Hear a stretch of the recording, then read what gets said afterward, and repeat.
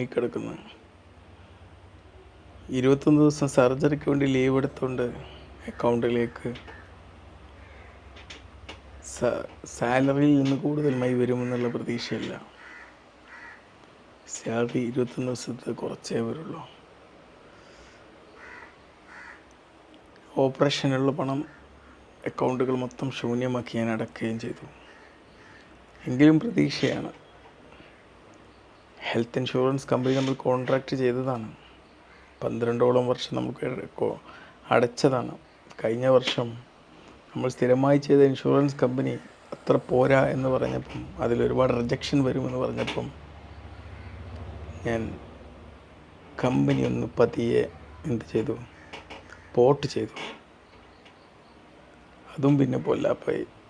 അവിടെ ചെന്ന് നോക്കിയപ്പോൾ എൻ്റെ സർജറി കഴിഞ്ഞ ഹോസ്പിറ്റലിൽ ആ കമ്പനിക്ക് മാത്രം